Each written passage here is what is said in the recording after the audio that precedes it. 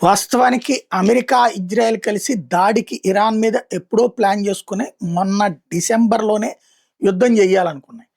అప్పటికే యుద్ధ నౌకలు అక్కడికి వెళ్ళిపోయినాయి. యుద్ధ విమానాలు అక్కడికి వెళ్ళిపోయినాయి.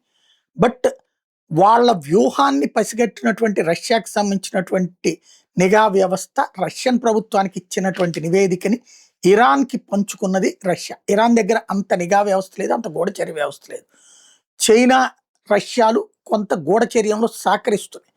వీళ్ళిచ్చిన ఇన్ఫర్మేషన్‌తో ఇప్పటికిప్పుడు కనుక దాడి చేస్తే తప్పుకోవడానికి అనుగుణమైనటువంటి ప్లాన్స్ చేసుకుంది ఇరాన్. దాంతో ఆగారు వీళ్ళు. ఇప్పుడు ఇంకో వైపున చర్చలు ఈ కథ నడుస్తుంది. ఇంకో పక్కన రష్యా అమెరికాని ఆపింది, కొంచెం ఆగు మేము మాట్లాడతామని అన్నటువంటి పాయింట్ కూడా ఇప్పుడు అమెరికన్ మీడియా సంస్థలు ప్రొజెక్ట్ చేస్తున్నాయి. రష్యా కోరికతోనే ఆగారు, రష్యా ఇరాన్ చేతన సంతకం పెట్టిస్తానంది అన్నట్టు. ఇప్పుడు ఇరాన్ ఏమో సంతకం పెట్టనంటోంది. సంతకం నేను పెట్టడానికి రెడీనే కానీ అమెరికా మా మీద ఆంక్షలు ఎత్తేయాలంటుంది. రష్యా మీదనే అమెరికా ఆంక్షలు పెట్టింది. బట్ రష్యాతో ఎప్పుడు స్నేహం మెయింటైన్ చేస్తాను. అట్లా తనే ఆంక్షలు ఎదుర్కొంటూ ఇరాన్ మీద ఆంక్షలు ఎత్తేయచ్చగలదా? లేదు.